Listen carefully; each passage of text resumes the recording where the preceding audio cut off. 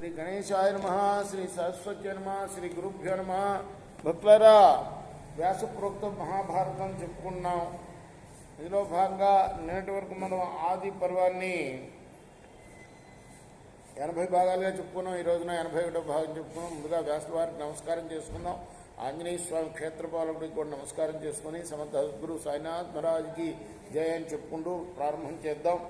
నిన్న ఎక్కడి వరకు చెప్పుకున్నాము మనం? స్వచ్ఛంద మరణాన్ని అనుగ్రహించాడు తండ్రి. ఎవరికి? భీష్ముడు వారికి, శాంతనుడు. ఎందుకు? భీష్మించినందుకు. ఎంత భీష్మించడం అంటే భీష్ముడు అని పేరు అందుకోసం వచ్చింది. తన తండ్రి కోసం తాను బ్రహ్మచర్యాన్ని పాటిస్తాను, పిల్లలను కనను, తండ్రి ప్రేమించిన సత్యవతికి పుట్టేవాడినే రాజుగా చేస్తాను అని వాగ్దానం చేశాడు. ఎవరికి? సత్యవతి తండ్రికి. ఆమెను తెచ్చి తండ్రికి వివాహం చేశాడు. అలా వివాహం చేసినందుకు గాను తండ్రి వరం ఇచ్చాడు స్వచ్ఛంద మరణాన్ని.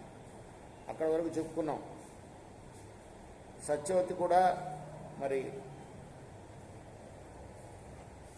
వివాహం అయిన తర్వాత ఆమె అంతఃపురంలో సర్వసౌఖ్యాలు కూడా అనుభవించింది రాజుతోటి. మరి సత్యవతి గర్భంలో ఆమెకి శాంతనుడికి సత్యవతి గర్భంలో ఒక కొడుకు పుట్టాడు. ఆయన పేరే చిత్రాంగదుడు. ఆ తర్వాత ఇంకొక కొడుకు కూడా పుట్టాడు, విచిత్ర వీర్యుడు అని.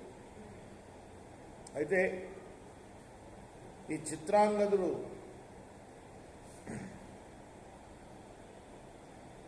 ఏం చేశాడయ్యా అంటే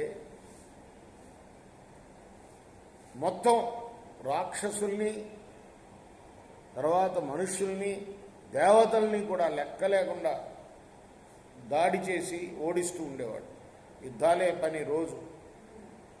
ఇలా ఉండగా ఒక